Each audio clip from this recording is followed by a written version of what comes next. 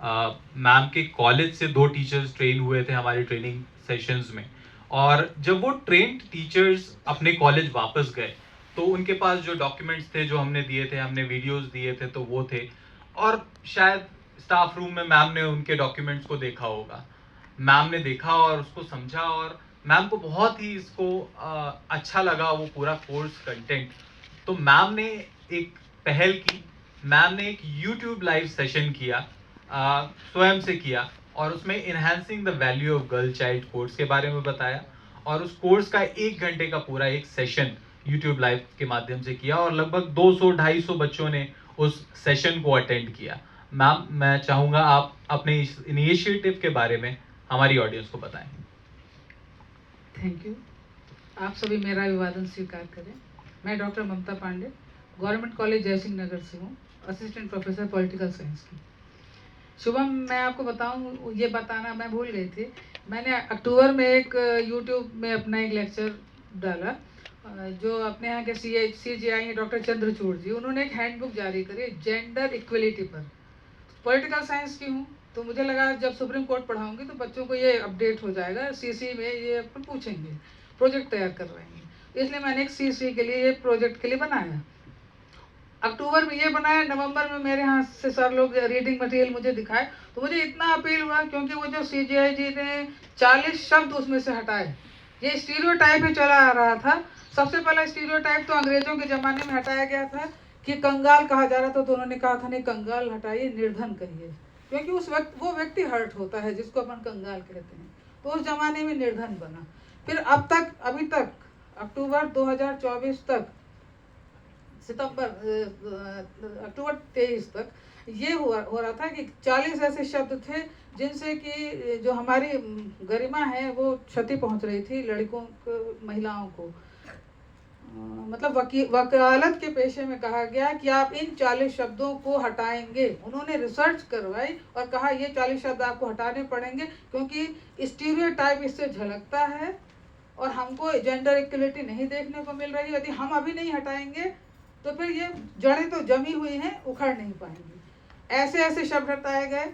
बिच आप नहीं कहेंगे, उसे आप चाइल्ड कहेंगे। बिन ब्याही माँ को आप अब मदर कहेंगे।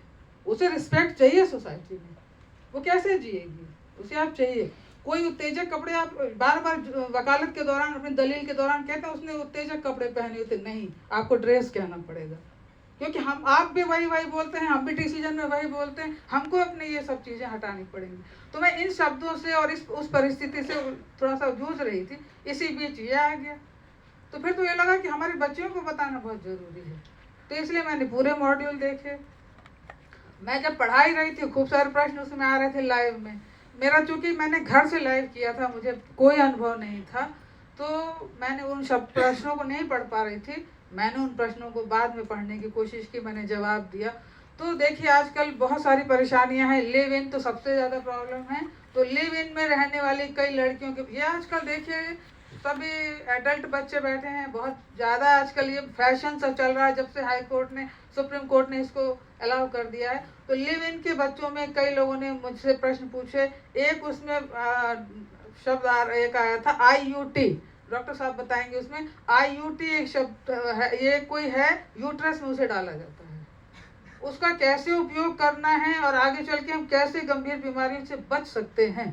एक बच्चे ने ऐसे पूछा, बोले मैडम चूंकि आप मम्मी जैसी लग रही हैं आज, तो क्या मैं पूछ सकता हूँ? पूछ सकती हूँ। तो मैंने उनको बाद में कॉल किया और कहा हाँ।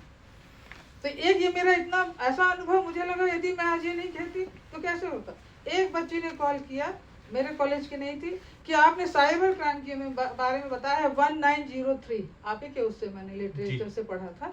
तो कहने लगे कि मैडम हमारे कॉलेज में भी ग्रुप बनता है। ग्रुप बना, हमने अपनी फ्रेंड को दिखाया और उसने हमारे से नंबर ले लिया।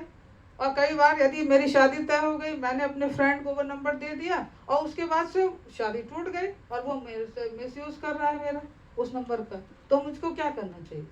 तो ऐसे तो कई प्रॉब्लम, इसी प्रोग्राम के कारण कई बच्चियां बहुत सबल हो पाई और अपने उन फ्रेंड से अलग हो पाई, खुद गई वो पुलिस के पास।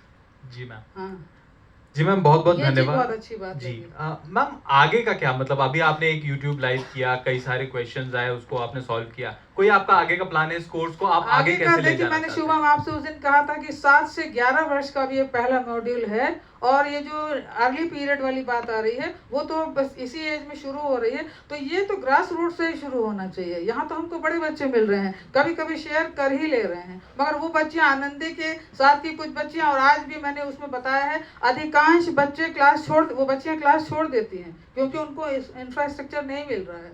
तो इसलिए हमको ग्रास रूट में यही फिर से शुरू करना चाहिए, तब आप और सक्सेस होके जाएंगे। मैं तो स्कूल लेवल पे मतलब शुरू करने वाली हूँ, मगर मैं सतना की हूँ तो मैं सतना से शुरुआत करूँगी। जी मैम पर्सनल इनिशिएटिव लेके स्कूल्स में अपने जिले के इस कोर्स को ले जाने वाली हैं और अपने पर्सनल लेवल पे बच्चों को पढ़ाने वाली है। बहुत बहुत धन्यवाद हमारे सभी गेस्ट का। मैं आप सभी का बहुत आभार व्यक्त करती हूँ कि मुझे आपने इस प्लेटफॉर्म पे दिया, और शुक्ला सर के सामने तो बोलने की मेरी हिम्मत ही नहीं हो रही थी, पर मुझे बहुत खुशी हो रही है। बहुत बहुत धन्यवाद मैम, बहुत बहुत धन्यवाद। मैं सभी लोगों से रिक्वेस्ट करूंगा कि स्टेज से